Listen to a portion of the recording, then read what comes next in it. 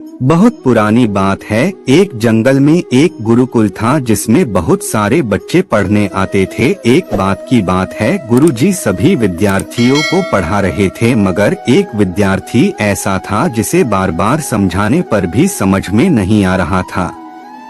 गुरुजी को बहुत तेज से गुस्सा आया और उन्होंने उस विद्यार्थी से कहा, जरा अपनी हथेली तो दिखाओ बेटा। विद्यार्थी ने हथेली गुरुजी के आगे कर दी। हथेली देखकर गुरुजी बोले, बेटा तुम घर चले जाओ, आश्रम में रहकर अपना समय व्यर्थ मत करो, तुम्हारे भाग्य में विद्या नहीं है। शिष्य ने पूछा, क्यों गुरुजी? गुरुजी ने कहा, तुम्हारे हाथ में विद्या की रेखा नहीं है।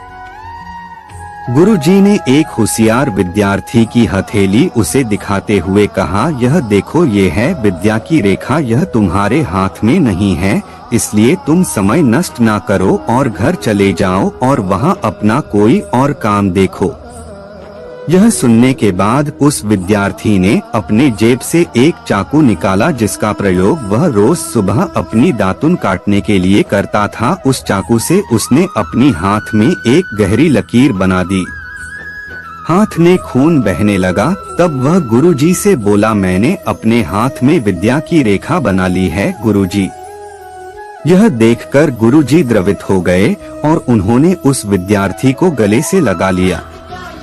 गुरुजी बोले, बेटा तुम्हें विद्या सीखने से कोई ताकत नहीं रोक सकती है। दृढ़ निश्चय और परिश्रम हाथ की रेखाओं को ही बदल देती है। दोस्तों, वह विद्यार्थी आगे चलकर महर्षि पाणिनि के नाम से प्रसिद्ध हुए, जिसने विश्व प्रसिद्ध व्याकरण अष्टाध्यायी की रचना की है। इतनी सदियां बीत जाने के बाद भी आज 2700 वर्षों बाद भी विश्व की किसी भी भाषा में ऐसा उत्कृष्ट और पूर्ण व्याख्या का ग्रंथ अब तक नहीं बना।